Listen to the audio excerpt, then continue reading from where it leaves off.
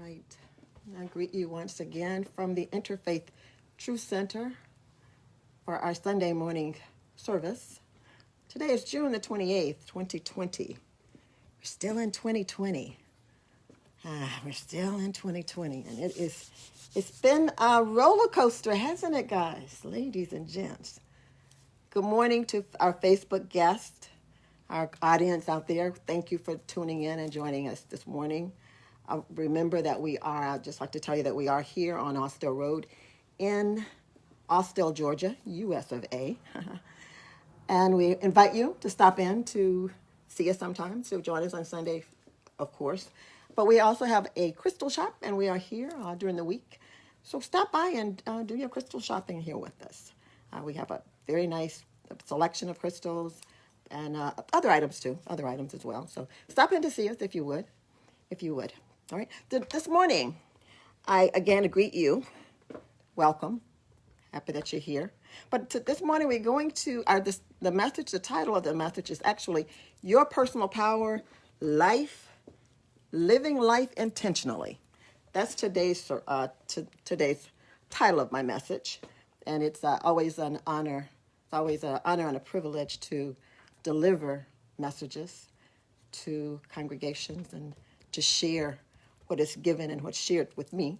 So I really appreciate the opportunity that ITC has offered and afforded me to be a speaker here and to be a guest here. And I certainly appreciate you all tuning in and sharing with us this morning.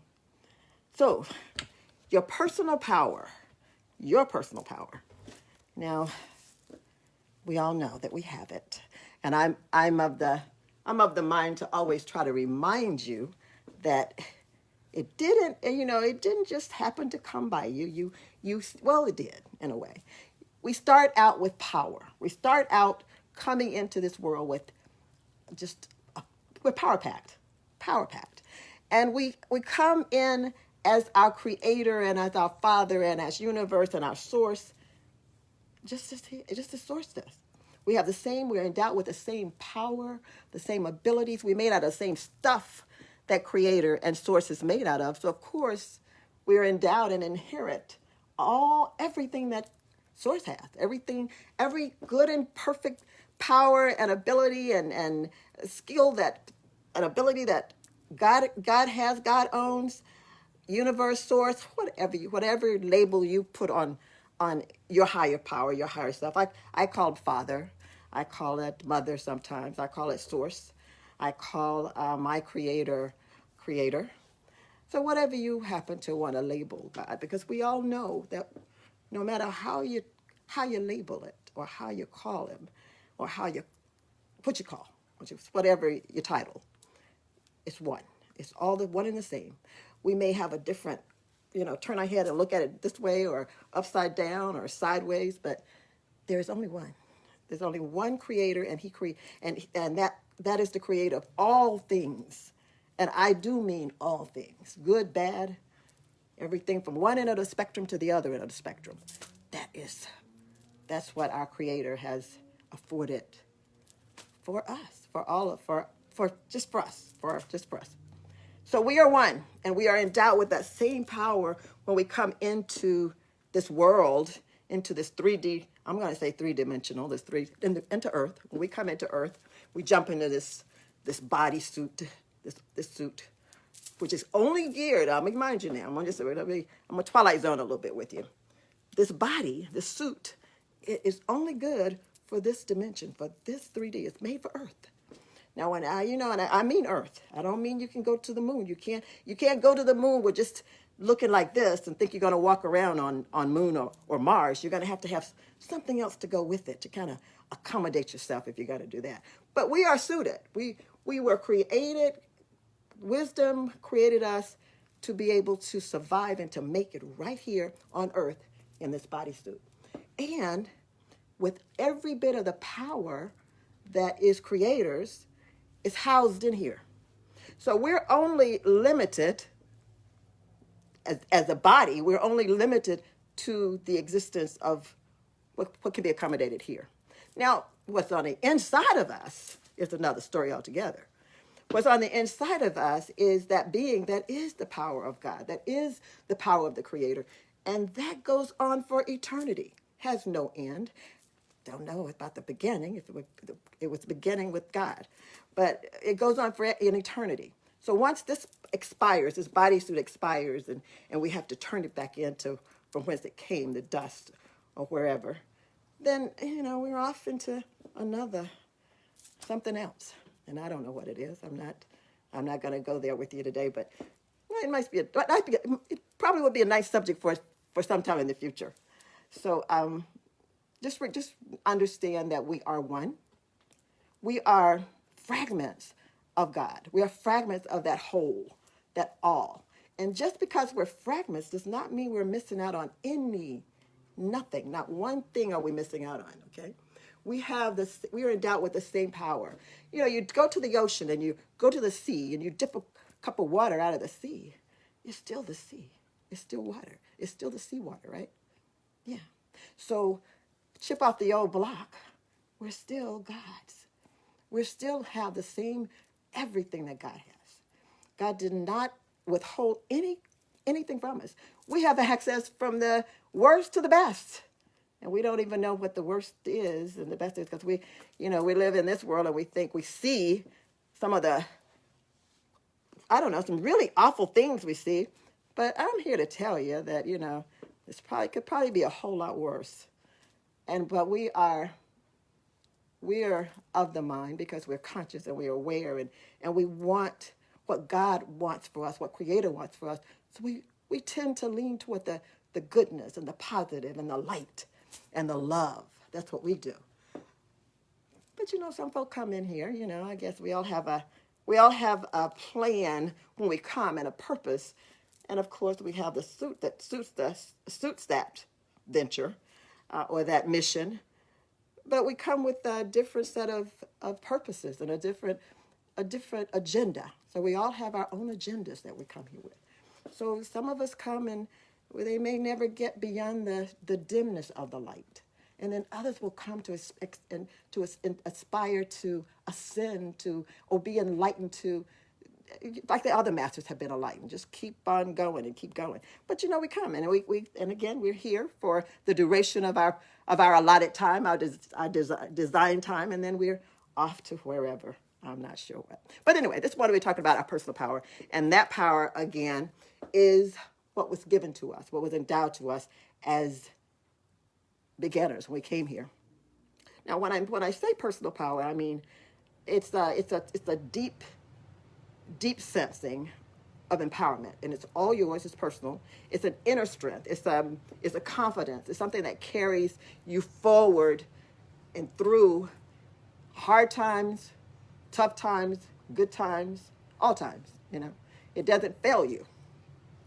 It's created not to fail you, but unfortunately, you've heard the old term, take back your power, or don't give away your power. You've heard that before, haven't you? Yeah. So we're going to talk a little bit about that today. We're going to talk about, we come here powerful, we come here awake, we come here knowing, and then we get in that little cradle, and we get in that little bed, and then we start getting conditioned and reconditioned for being here. We got to be socially distant, socially comfortable, and we've got to, be able to mingle with the folk that are here. We got to understand mom and dad, and we got to play with brother and sister. So we start getting labels, and we start slowly getting chipped at. Our little power, personal power, start getting chipped at, and pretty soon, truth be known, all of us, including myself, I'm not going to be exempted here. Absolutely all of us have lost a degree, some portion of our personal power. It just goes to reason. We are conditioned to be assimilated into society. So guess what? They have certain things that we have to kind of lean toward.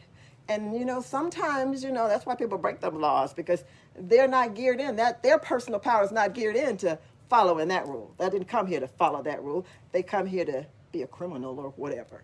So that's so it kind of it chips at. Once we get here and we start getting assimilated into society and into whatever it is we come to do, start getting a little some bites out of our personal power. But basically, when we are here, when we first come, we are just we're just raw gods. We're just the raw energy, raw power, raw knowing, raw understanding, the raw love and life and light of God. That's what we are. That's what we are. And slowly but surely we start teetering back and forth.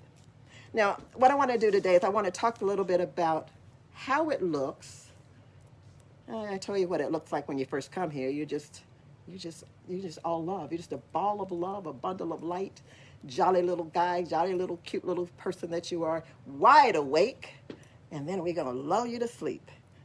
So we're going to talk a little bit about what your personal power looks like, what it looks like when you are actually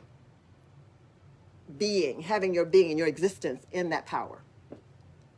I'll talk a little bit about it. I'm going to give you some characteristics of what it looks like when you are. And then I want to take a look at how not going to talk about how you lose it, because I'm going to let you all kind of, digest that and think about that yourself. But I do want to kind of identify what it looks like when it's lost, when you're not living that power that you have, or you've given it away, or you've laid it down, or nobody takes it away from you. Trust me, you gave it up.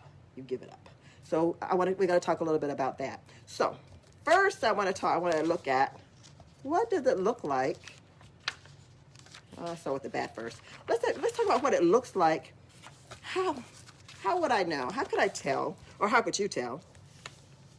The signs of a depleted or a diminished or living not in your power. You're living, I don't know, in somebody else's power, or you've given it away. How does it look?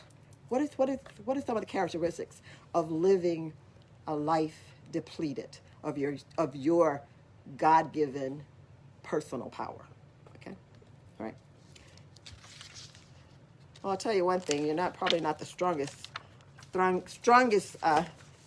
person around. But here you go. These are some signs. These are some signals that can kind of, you can think about. You regularly succumb to other people's expectations. So if you are the type or of the mind to be overly concerned with what other people are thinking of you and what expectations that they have put on you, and especially if those expectations are so foreign to your personal agenda and your personal power, your personal say. If you're living a life that I don't care who it is. It could be the teacher or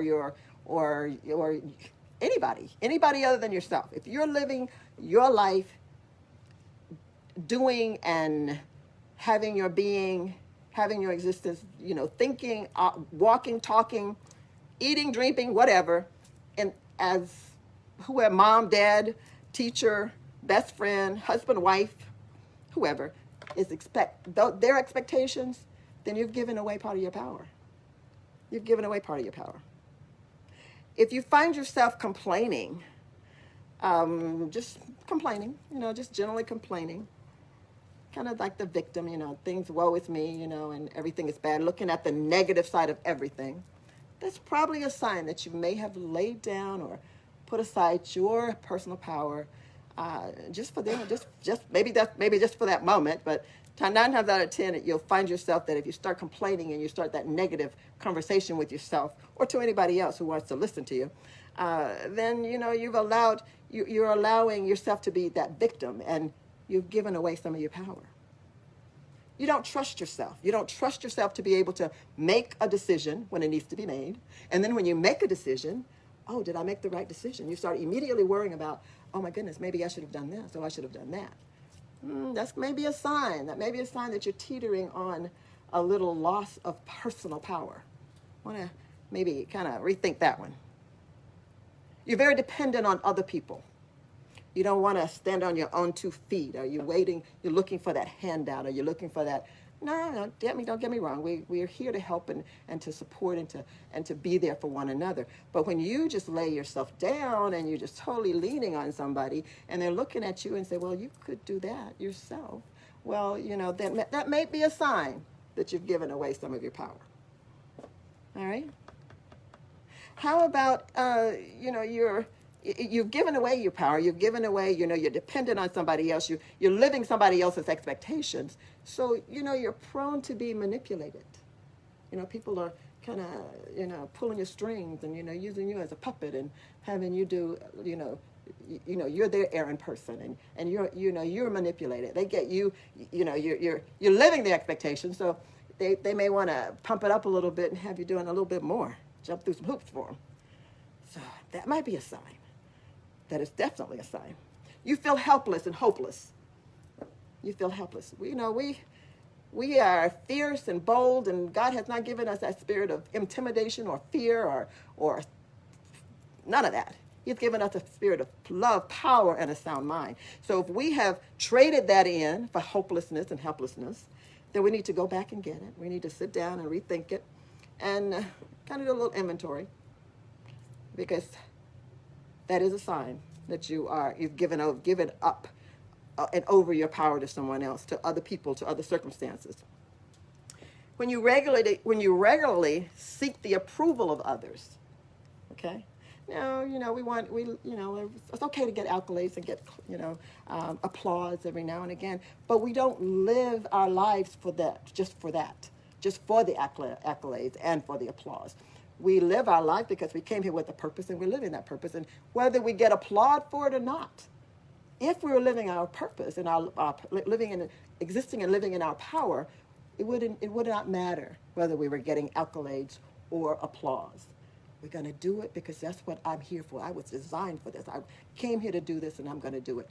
Nobody has to show me the way, or nobody has to be there, cheering me on, but I can do it because I'm in that power. You've given your power.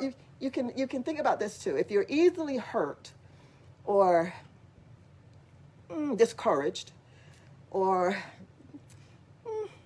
just shown, you kind of give way to people judging you and criticism, rejection. When you give yourself over to those things and you internalize them, you bring them home to you, bring them out to your heart, and you accept that criticism and you accept that rejection as if it's dictating to you what your personal power is, then that's a sign that you've kind of lost a little bit of it. It's kind of chipped away, and that's not where you want to stay. So if you're there, we want to talk.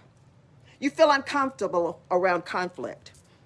We were made to withstand and to stand strong and to be strong and to be fierce. We were not sit here to be pawns on a chessboard or to be manipulated by whomever. We come here to demonstrate the love and the goodness of our Creator, and that is living in a power that we were endowed with. We don't want to trade those powers in for the circumstances and the situations that we face daily. COVID, or diseases, illness, poverty, the list goes on. Those negative things go on and on and on. We did not come here to be overcome by that. So if we're allowing the circumstances of life to put us in that position of fear and rejection and anger and discouragement and hurt, disappointment, then let's rethink it. Let's look at it, because we're bigger than that. We're much, much bigger than that if we're living in our power. We're very pessimistic. If you're very pessimistic, if the glass is always half full or empty with a hole in it, no matter how much water I put in it, it's going to leak out. If you got that attitude, then you may be living in someone else's power because it's not yours. You carry guilt, frustration, resentment around or inside of you. That beautiful light spirit that's gleaming with light and overflowing with love was not made for guilt. It was not made for fear. It was not made for frustration and anger. It wasn't made for poverty. It wasn't made for disease. It wasn't made for any of those negative, pessimistic things that tend to overcome us when we're not living in our personal power. And finally, I want to say that, and this one is kind of cute because I like this one. This is one of my favorites. This list is not exhaustive by any means, but it's just a list that I kind of came up with. You often become a martyr, psychologically speaking. None of us are going to climb up on that cross and do it again, I don't think. So psychologically, we give ourselves over to being a martyr. Woe is me. I'm giving up this, and I just feel so terrible. And then we feel like we have to sacrifice ourselves for the people that are around us that we're trying to please, and we're trying to live up to their expectations, and we're trying to win their approval rather than their criticism, win their acceptance rather than their rejection, by doing something that is so far outside of our personal self and our personal what we came here to be and came here to do, that we tend to forget. That's really not me. I'm living your life. When you look in the mirror in the morning, this is the last one I'm going to give you. If you look in the mirror in the morning and you don't see Jean, or you don't see Elizabeth, or you don't see Norma, and you see somebody else, guess what? You're not living in your personal power. You're living, whoever is reflected in that mirror, that's who you're living. All right?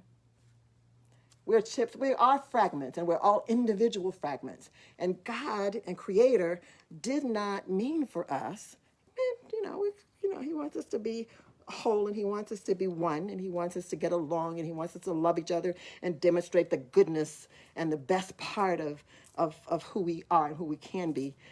But He doesn't want us to imitate anybody but God, anybody but Him. Just imitate God. Imitate God. He gave you everything you need. God has given us everything we need to be the gods that we were created to be. To live our power, ourselves, our agenda, our lives. Our lives. So those are just some. Those are just a few. How about if you are living? Now this is the best. And I tried to come up with a bunch, but other than living the life that you were designed to live as co-creators with the universe, creating the best life that you can create, being that unlimited being that you are. And again, I know that I say that our bodies are geared for Earth, but inside of us, the life that's inside of us is geared for infinity, eternity. There is no limit to it, to what we could be and what we are. There's just no limit. So if you think about it this way, when I think of being here in this bodysuit, and I know the life that's in me is unlimited, then the life that I'm living, this house that I'm living in, if I'm living the power of God, and I'm not going to cry when I say this, if I'm living the power of God, there is no stopping me. There's no stopping. This house is this bodysuit, it's just a suit. But it should be so bright and so shiny and so healthy and so prosperous and on its way to enlightenment. And we should look like we're walking on air, because we can. We can do all things, anything. We can be much, much more than the best person that we know. We can be even better. We can be the worst person that you know, we can be even worse. So there is no end to either one of those spectrums, of worst to the best. But we're here to do the best, and we're here to live our best as conscious and aware and awakened beings. That's what we are. So when you are living in your power, you are off the chain most of the time. You're vibrating off the chain. You're loving. You're living life. You're sharing life. You're happy. You're joyous. You're living a life of gratitude and graciousness. Mercy when offered when mercy is due. Receiving mercy when it's due. You are living a God life. You're living a God life. And I would encourage you to really research, what does it look like to live like God? Because you can do it. You can live like God. Anyway, but if you're living your personal power, these are some items that I came up with. You can kind of think about them or put them on your list to compare later. Okay, if you're living your life, if you're living your personal power, you are decisive, you're deliberate, you're intentional in all of your actions. You're using your gut feeling, you're using that intuition, you're using that mind, you're using the whole package to the goodness and the best that you possibly can. And then you keep, because you're evolving, you keep going and you keep getting better and from day to day, year to year, you get bigger and better. You're full of you take full responsibility of who and what you are. You take responsibility for the good part of your life, for the bad part of your life. You don't run away from problems. You don't blame it. You don't find somebody to blame it on. You take responsibility and you systematically, you intentionally, you with deliberate purpose tackle that problem. Tackle it and circumstances. And you do it until they improve. You don't start and say, "Oh, I give up." You're not a quitter. Because if you live in your personal power, there's no stopping you. There's no stopping you. Right? Everything we do, everything, absolutely everything that is done, including talking, walking, looking, whatever, it takes power to do it. And as long as the life is inside of your body, this bodysuit is giving it life and giving it animation and power, then we can do those things. We know nothing's nothing. We're not going to stop. Just like we get in a car, we get in that car, and that car, the power in that car is going to take us where we want to go, where we need to go, unless it runs out of gas. With us, as long as this body has the life inside of it, that's an eternal life and a forever life, and it's God life, then there's no stopping it. It can go. It can do. It can get better. It can get well. It can stay well. It can stay healthy. It can get prosperous. It can be prosperous. It can share prosperity if you live in your power. You trust yourself to make the right decision at the right time. But by chance, you make a wrong choice, or you make a choice that it's not exactly going to turn out like you planned it. You don't give up. You don't say, "Oh my, I'm just done. It's done for me." No. You take it as a lesson learned, stick it in your back pocket, because chances are if you keep living long enough, you might need to go in that back pocket and make that decision again in another situation. But you take responsibility. You take responsibility for your decisions. You make them with confidence, and you make them knowing that even if it's never, I say it's not a mistake. You either learn, or you succeed. Okay? It's either a learning experience or you got it done. Anyway, so you're extremely independent, and you're in your thought and your actions. And yeah, you do. We are here to support and be alongside one another and support one another. So we do that. So we do accept and we do listen to the opinions of others. But we do not take your opinion and trade it in for, "I'm going to take mine and trade it in." No, we're not going to do that. We're going to make sure that our intuition agrees with that. And again, if it does not, we're going to put it in our back pocket. We're not going to throw it away. We're not going to throw it back in your face and say, "Get out of here." No, we're going to say, "Thank you very much for that information, for that opinion. And I'm going to put it in my back pocket, And if something comes up later, "Oh, Miss Norma said, this is a situation that Miss Norma and I were talking about. So I'm going to go back and review that opinion that she had. And so when I make this decision and relate it to this, then I'll have something to back up on." We are here to support one another. We are here to help one another. We are here to talk and communicate with one another, to share, but we're not here to walk in each other's power or to take it. Don't even accept anybody else's power. The only I'm going to say, as parents, if you're parents, until those parents and those children are of age, and you kind of not totally there, but that's the only time you should be overly concerned about someone else's personal power.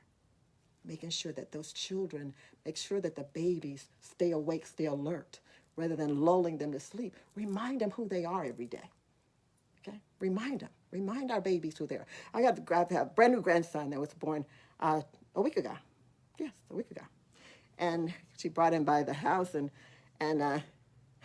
I looked at him, and he was so cute. He was looking all around and he was wide awake at 2 days old. he was looking around like, what in the world? Where am I? What's happening?